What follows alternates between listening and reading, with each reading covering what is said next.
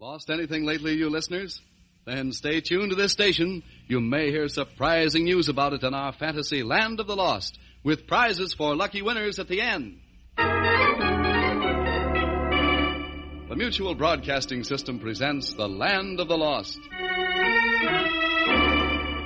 And its discoverer, the well-known storyteller, Isabel Manning Hewson.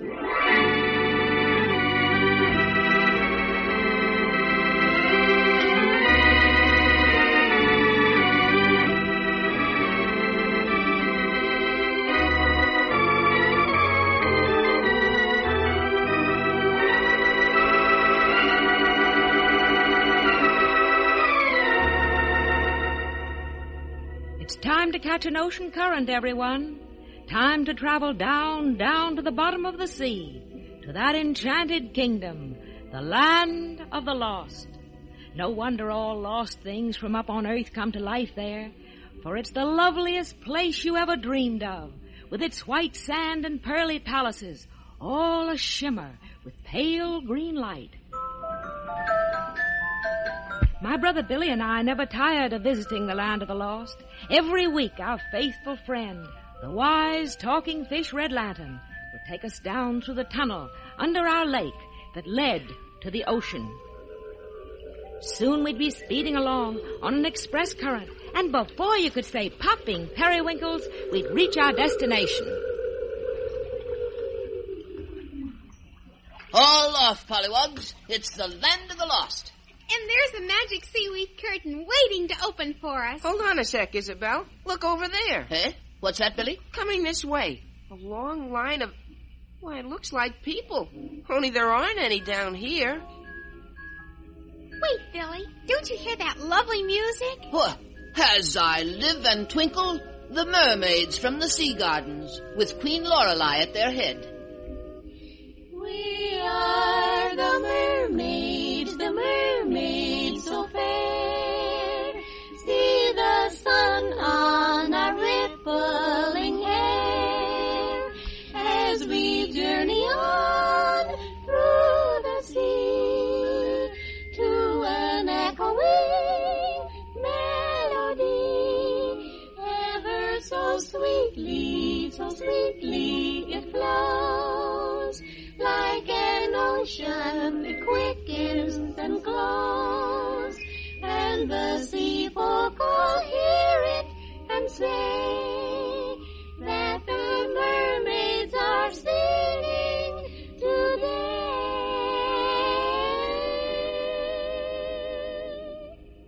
Greetings, Red Lantern. Greetings, all. Fair foam to you, Queen Lorelei. Welcome to these friendly waters. Thank you, dear Red Lantern, but we are only passing by. It is the day of our annual pilgrimage. Pilgrimage? Where to, Queen Lorelei? To see my dear sister, Queen Alethea. Journey with us a little way, Red Lantern. Our destination is the Crystal Grotto. Alethea will be waiting for us there. Alethea. Oh, what a beautiful name. Oh, she is beautiful. She fell in love with the king of Atlantis and went to live with him there. But I thought the country of Atlantis had disappeared. No. Atlantis still exists, but a dread barrier separates it from the rest of the ocean. The perilous portal. What's that? A single opening in the great wall through which a vast torrent is constantly rushing out. Gosh! You can depart from the kingdom of Atlantis, but you cannot re-enter. Except once a year, Queen Lorelei. True. One day each year, when the 12th month tide turns, there is a slackening of the current for an hour or so. That is when my sister slips out to give me news of herself. And to bring us a blue pearl. A blue pearl? Yes, as a token of lasting friendship. Jiminy, what do blue pearls come from? Blue points? No, indeed. They grow on enchanted vines, warmed by the light of the blue moon. The blue moon? Ah, there isn't any such thing. Oh? Then how did you Earth people get that expression of yours, once in a blue moon? Well, Yes. Oh, but Christopher Columbus, there's the crystal grotto sparkling in the distance. Oh, mermaids, hasten. Alethea will be waiting for us. Come, sister mermaids, exultantly sing. Let your voices with happiness ring. Oh, Alethea, can you hear? We are hurrying, we are near. We come to meet you, to greet you today. And our hearts are as light as the spray. Stop! Hush, mermaids. What is it, Your Majesty? What's the trouble? Something has happened. Alethea's not here.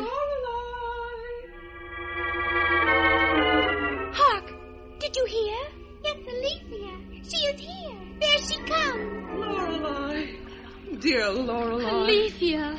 I bring sad news, mermaids. My husband, brave King Aquarius, whom you all loved, is dead. Alas, my poor sister. And my baby son, Prince Floto, heir to the throne. Is all well with the boy, my sister? Oh, he is the most perfect child a mother could wish for. Only... Only what? Why do you shiver, Oh, Alethea? Lorelei, I am afraid. Something strange has happened. The pearl I was to bring you, the blue pearl. Go on. I plucked it last night from the moonflower vine and placed it in the jewel casket. It was blue and lustrous as a mermaid's tear. But when I went to fetch it, it had turned black. I fear it is an evil omen. I dared not bring it to you, Lorelei. There, my dear.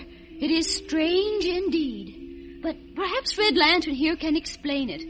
What do you make of my sister's story, Red Lantern? I should like to see the pearl, Queen Alethea. But I left it at the palace. And the Aquarians do not welcome strangers within their gates. The Aquarians? Who are they? The water folk of Atlantis, Billy. What's that? The bell! The bell that warns of the turning of the tide. I must hurry back. But not alone. Get a wriggle on, tadpoles. Queen Lorelei, wait here.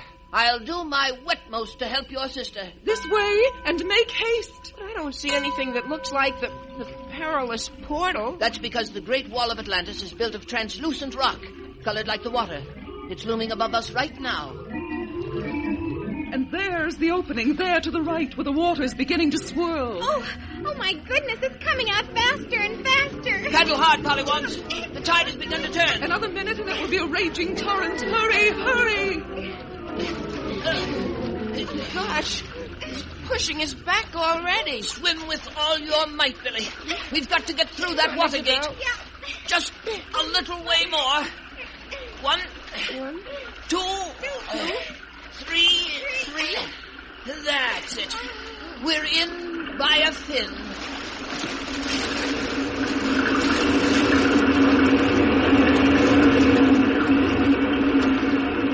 Boy, look at that current now. It's worse than a mill race. But come away. Oh, now we're safe. All of us. Safe inside the kingdom of Atlantis. The kingdom of Atlantis. Oh, Billy, look around. It's like something in a dream. I'll say. The light is so... My golly, Isabel, look up. There it is, the blue moon. Oh, my gracious. Oh, it's lovely. Yeah, but I like the regular moon better. Well, no time for mooning now, small fry. Which way to the palace, Queen Alethea? Follow me, Red Lantern. The side entrance Hey, is... there goes an Aquarian. Where? There, with big fins growing out of his shoulders like wings. Tut, don't stare, tadpoles. It's not polite. You will see others in the palace, children. Here is the private door.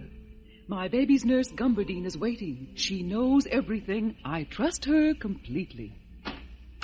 Ah, you've come back, Your Majesty. What merciful clamshells. Who have you brought with you? Softly, Gumbardine. They are friends. How is my baby? Oh, His Little Highness is quite safe, Your Majesty. I've kept him here in your room just as you ordered me to. Yes. I must have him close to me. See? He's asleep. Oh, look, Red Lantern. Cunning little fellow, isn't he? Oh, thank heaven no ill has befallen him. And the pearl, Gumbadine. Alas, madame, still as black as night. Bring me the casket. Here, your majesty. Behold, Red Lantern. Boy, it's black, all right. What could have caused the change, Red Lantern? It was flawless as a summer sky when I plucked it. Was it not, Gumbadine? Oh, yes, your majesty. Only last evening. And now, perhaps I'm foolish, but... No, Queen Alethea. You were right to be alarmed. But I... Did your husband never tell you of the old tradition of Atlantis? I don't know what you mean. Well, what tradition, Red Lantern? The Aquarians have always believed that when one of the blue pearls turns black, it is a sign of danger to the throne. To Her Majesty's chamber. No, do not announce me. Oh, madame, it's the Chancellor, Chancellor Quench, the most important nobleman of the kingdom. Whatever could he be coming here for? Why, I don't know. Close the casket, Gumbadine. Hush, Floatroll. Hush, mother's darling. Don't be afraid.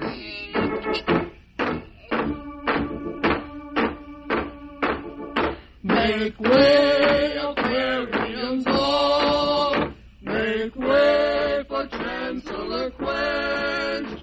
The highest and the mightiest men on the council bench. His judgments are revered.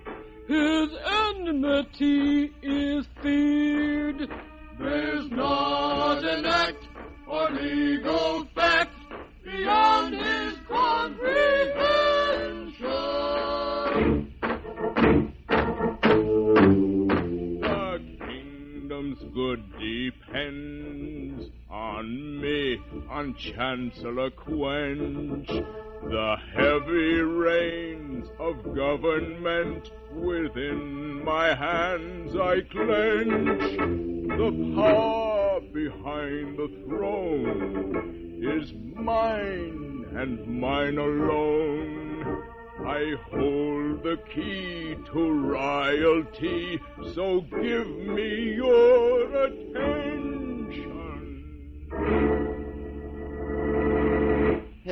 We can hardly fail to do that, Chancellor. What's that? Do you always enter the Queen's presence without knocking? Who is this impertinent interloper? Arrest him, fellow councillor. No. He is an honored guest. Red Lantern from King Findall's court. Red Lantern? Your pardon, sir. But I fear you have chosen an unhappy day to visit the kingdom of Atlantis. Indeed. Why so, Chancellor? Has our gracious Queen Alethea not informed you of what has befallen? What do you mean, Chancellor Quench? I mean, Your Majesty. The warning of the Black Pearl. The Pearl? How did you know? I make it my business to safeguard the welfare of this kingdom, Queen Alethea. Would that you had done the same. One moment, Chancellor. Are you implying that Her Majesty has not been a true and loyal queen? I have tried to believe so, Red Lantern, even when our people protested that a mermaid was no fit mother for an Aquarian prince. That is not true, Chancellor Quench. My subjects have learned to love me. Do not deceive yourself, madam, and do not try to deceive me. The Pearl has borne witness against you. Against me? There is only one thing that can cause a blue pearl of Atlantis to turn black. The touch of one who is a menace to the throne. The touch? Aye, and none touched it but you. We do not accuse you of plotting against your son's life, Queen Alethea, but... It is your influence over him that is harmful. You sing him mermaid lullabies. Poison the air about him with strange flowers brought you from the sea garden. As you will later poison his mind with dangerous thoughts from the outer ocean. Listen to that, Red Lantern. They're ganging up on her. The Pearl has spoken, Your Majesty. You must go. Return to the sea gardens whence you came. Go. Leave my baby. It is the judgment of the council. Indeed. What was that? And how can the council pronounce judgment when 4 of its members are lacking? Billy, look, an old gray aquarium. With 3 more following him. Counselor Silverbeard, my dear husband's beloved godfather. And the protector of those he cherished, Your Majesty. Oh, Silverbeard, help me. They're trying to send me away, to separate me from my child. Yes, my dear. That is why I came. But can this be Red Lantern? Yes, Silverbeard. You, too, have heard about the pearl? Bad news travels fast, Red Lantern.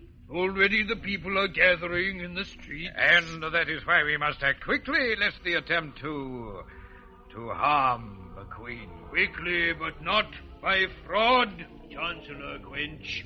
A vote of all councillors is required, and you are but 6 here. Oh, I would have notified you, Silverbeard, but there was no time.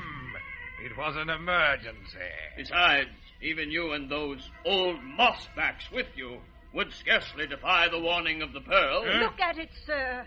That will convince you. What is... Gumbadine. So it's you who betrayed my confidence. My own child's nurse. Well, are you satisfied, gentlemen? Have you ever beheld a blacker pearl? The Queen is guilty. Away with her. One moment, Sir Bitterbrine.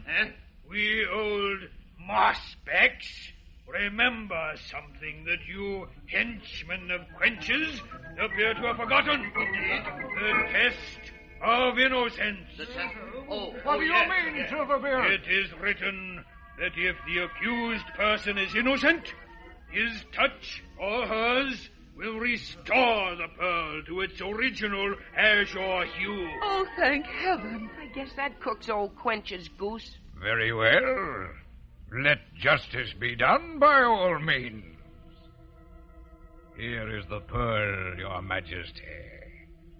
Deign to lay your finger on it. My golly, nothing happened.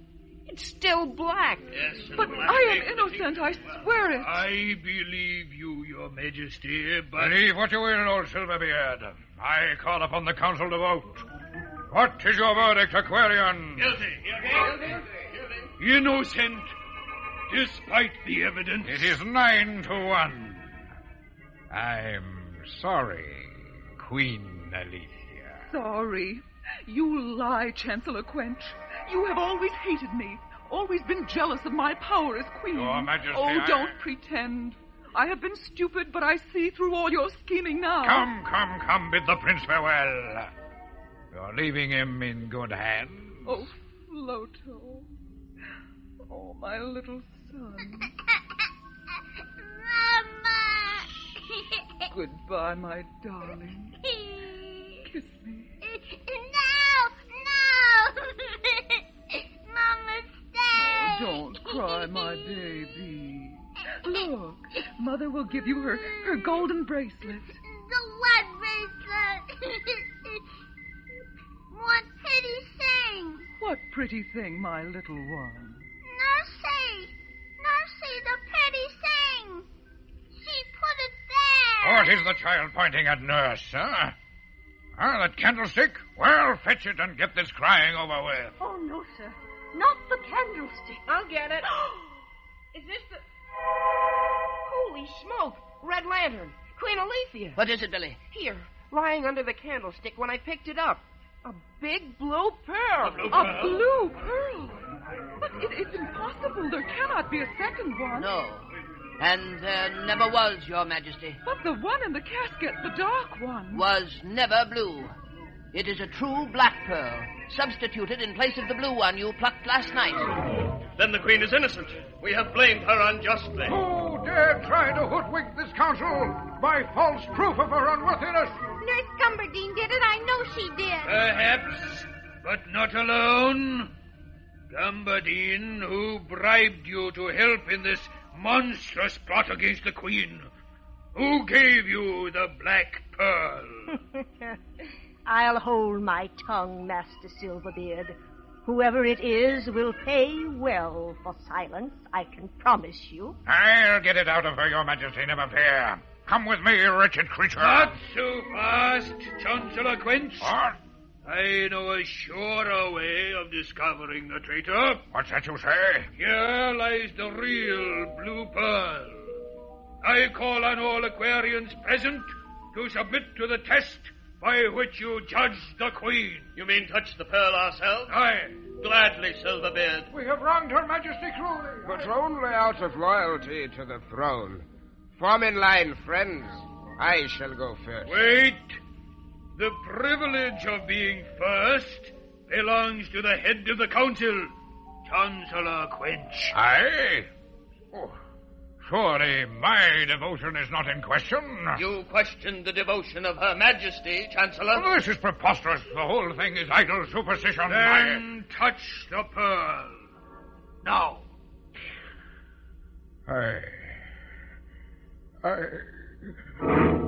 Behold! It has turned black. It's Quench. He's the guilty one. Seize him! Seize him, councillors! There stands a menace to the throne, the crafty chancellor who schemed to seize power by making himself the prince's sole guardian. And I would have succeeded if this fool of a Gambadine had hidden the blue pearl in a safe place. Fool am I? No one would have looked there. How did I know that squalling brat would give me away? To the dungeon with her, and the high and mighty chancellor as well. The council will deal with him and deal. Oh, Red Lantern, Earth Children, Silverbeard, how can I thank you? Don't thank us, Queen Alethea. It was this tiny Aquarian of yours who really saved the day. He's Floto. I, Prince Floto. A prince indeed, and you'll make a fine king someday, little master. Well, tadpoles, don't forget Queen Lorelei and the mermaids are waiting to hear from us. We'd better shoot the chutes out of Atlantis on that ocean-bound torrent. Tell them that all is well, Red Lantern, and take them the blue pearl as a pledge of my love. See? My touch has restored its shining blue again. Listen, the people are shouting outside. Open the window, Your Majesty. Hold up the prince and show them you are both safe.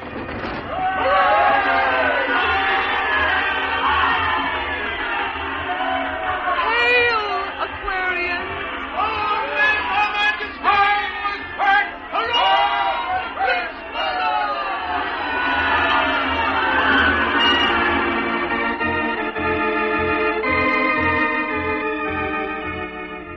Hail to our mermaid queen, gentle and fair is she. No more a stranger here, she's won our loyalty. Gladly each subject true joins in our song to you. Long live Alethea, our Queen Alethea. Long live Alethea, our Queen Alethea.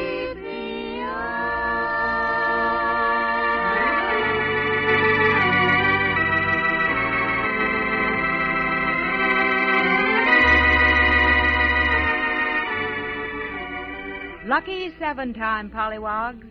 But before you hear the names of this week's winners, I want our new audience at this new time to know just why you are winners. It's this way. Each week on this program, The Land of the Lost, we award prizes to the 7 boys and 7 girls who write what our judges consider the most interesting letters, telling why they want a lost belonging returned. Of course, we cannot send the actual thing itself, but we will send the nearest possible duplicate. So all you new listeners, and old friends too, have a pencil handy so you can put down the address of where to write us. We'll give it to you later on, and at the same time, tell you how to get your Land of the Lost books with pictures of the characters you hear on this program. Now, here are this week's winners. First, Harry Meisel of New York City wins a dandy axe. Harry is a Boy Scout and the president and leader of the Scout Knives of the Square Table Club. On their last hike, Harry lost his axe in the woods, but he didn't give up hope. He says he remembered our motto, never say lost. The nearest possible duplicate of Harry's lost axe is on the way to him. Billy Powell Cox of Prescott, Arkansas, wins a handsome birthstone ring. Geraldine Blankenbiller, president of a Red Lantern Club in West Reading, Pennsylvania, wins a ring, too, to replace the only piece of jewelry Geraldine ever had. Second, there are 2 more ring winners, David Hall of Massillon, Ohio, and Eileen Vogel of Camden, New Jersey. Third, to Carolyn Lawson of Salt Lake City, Utah, goes a beautiful beaded bracelet from the island of Haiti. Carolyn is president of a Red Lantern Club with 14 members. Ruth Goldberg of Brooklyn, New York, wins a fine turtle. Ruth belongs to a Land of the Lost Club with 12 members. By the way, someone wrote me the other day and wanted to know whether you had to be a club member to be a winner on Lucky 7 time. No, you certainly do not. But clubs are fun. And if you don't belong to one now, why not start one in your neighborhood? Fourth, Billy J. Williams of Owensboro, Kentucky, wins a sterling silver identification bracelet for his sister. And Luann Demers of Seattle, Washington, also gets a silver bracelet. Luann has a magic red lantern charm on hers. And so does Agnes McDonald, captain of a Red Lantern Club in Greenfield, Indiana. Fifth, Richard Kessler of Richmond Hill, New York, lost his little gun. He writes, "Now I can't be a good cowboy anymore. I think he can, though, because a new gun is on the way to him." Darlene Rogers of Seattle, Washington, will soon be the happy owner of a new pair of pink socks to replace the ones she lost when she went swimming. David Langleib of the Bronx, New York, wins a fine pen and pencil set. Sixth, Samuel Chadovitz of New York City wins a fine knife. And Richard Soroyan of San Francisco, California, gets a beautiful leather wallet. Seventh, Ann Gilbert of Normandy, Missouri, lost a baby turtle named Kenny. Ann had 2 other turtles, Jeff and Rosebud, who both miss Kenny. A happy little turtle is on the way to join them. And now comes the grand prize winner of all, the pollywog who has sent in the most interesting letter of all those received, Margaret Torona of Hoboken, New Jersey, who will receive a beautiful fountain pen. Congratulations, all you winners, and to the rest of you, remember our motto, never say lost. And remember, too, you can send your orders for Land of the Lost books along with your letters about treasures you've lost and wanted returned. This book makes a year-round present because each year, or rather each week, that's the time we're on the air, you know, when you hear the Land of the Lost programs, if you have a book, you can look right at the characters while you listen to the show. You'll see Red Lantern, the wisest fish in the ocean, Kid Squid, the prize-fighting octopus, and lots of other fish folk. Of course, you can buy Land of the Lost books at stores all over the country because it's a bestseller. But since Isabel Manning Houston wrote it especially for you radio listeners, with each book ordered through this program goes a Red Lantern badge to wear on your coat. To get your book and badge, send $2 in cash, check, or money order, addressed to the Land of the Lost, care of the Mutual Broadcasting System, Box 222, Times Square Station, New York. Got that address? Land of the Lost, care of the Mutual Broadcasting System, Box 222, 222, Times Square Station, New York. Print your name and address plainly. Do this, too, when you write about those treasures you've lost and want returned. For, as we told you, each week at this same time, we award the nearest possible duplicate of a lost treasure to the listeners who, in the opinion of our judges, sent in the most interesting letter telling why they want a lost possession returned. Join us next week when Cousin Marthy visits Ralph Royster, the singing oyster, and a mix-up takes place.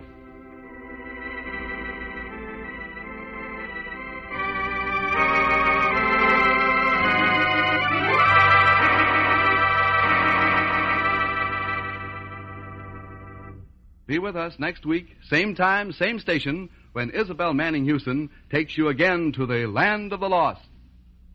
The Land of the Lost is an original story by Isabel Manning Houston.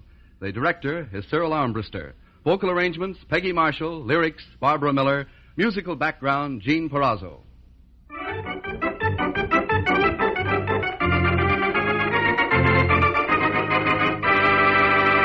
This is the Mutual Broadcasting System.